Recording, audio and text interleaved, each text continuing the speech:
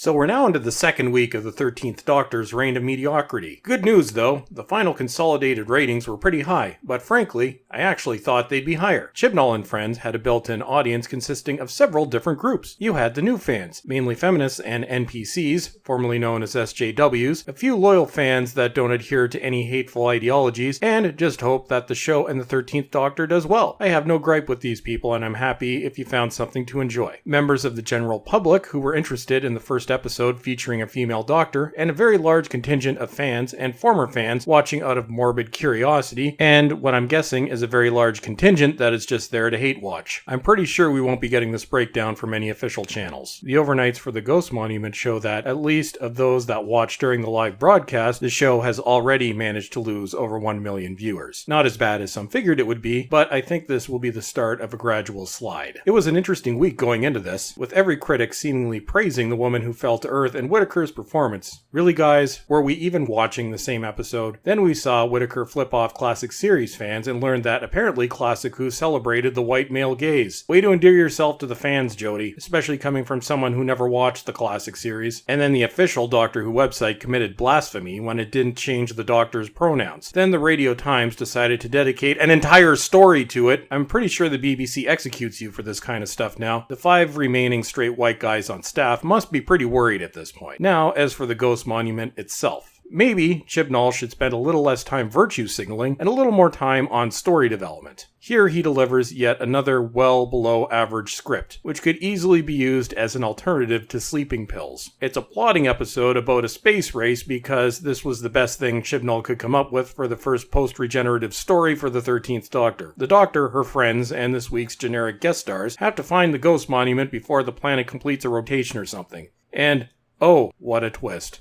The Ghost Monument is the TARDIS. Wow, Chibnall, you blew my mind. The Doctor does get a chance to put generic white dude who doesn't play by the rules in his place when she uses Venusian Aikido, popularized by the Third Doctor, to paralyze him after he gets a bit lippy. Wow, Chibnall. I just love the subtlety here. The episode did have its good points, which are pretty much the same good points as the last episode. The episode was well directed, and the location shots looked awesome. Bradley Walsh and Tosin Cole gave the only good performances, and Akinola's incidental music was once again outstanding. But as for the theme music, well, the title sequence is back after a 1-episode absence. I like the visual look, but I still think Akinola missed the mark when it came to the latest version of the theme tune. It has no low end, which gives it a much weaker sound. Where's the punch? Now to some of the other members of the main cast. What exactly is the purpose of Yasmin Khan? She just seems to be there. I guess, since Chibnall decided to go back to 3 companions, we needed to make sure we have our Adric. Very bland, and as I said, just there. Then of course, we have the 13th Doctor herself. You can see Whittaker really trying, and I could almost feel sorry for her if she hadn't been such a jerk. Her performance is just wooden in one instance, and then the overacting goes into high gear, just like last week. As I've said before, if I can tell you're acting,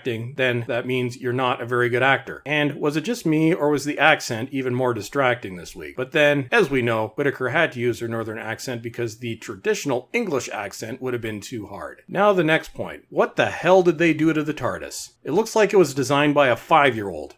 Wow, Chibnall, you couldn't even get that right. So in short, this episode doesn't cut it. Chibnall seems to be relying solely on riding the wave of curiosity that propelled the first episode, as I predicted, and wokeness points. Dude, this isn't going to sustain you much past the first few episodes. People are going to get tired of the mediocrity and the mandatory attacks on white dudes. The episode seemed like it was written by someone who was burned out at the end of his tenure rather than someone who was only 2 episodes in. This would have fit perfectly with Series 10, when Moffat had completely run out of ideas. But at least, in my opinion, Moffat started out very strong with Series 5. You limped out of the gate and will be falling pretty soon. Unfortunately for you, you don't have the ingredients to make this era of Doctor Who successful in the end. Your scripts are crap, and you have an actor that just isn't up to the job. Tune in next week, where we get a healthy dose of white guilt.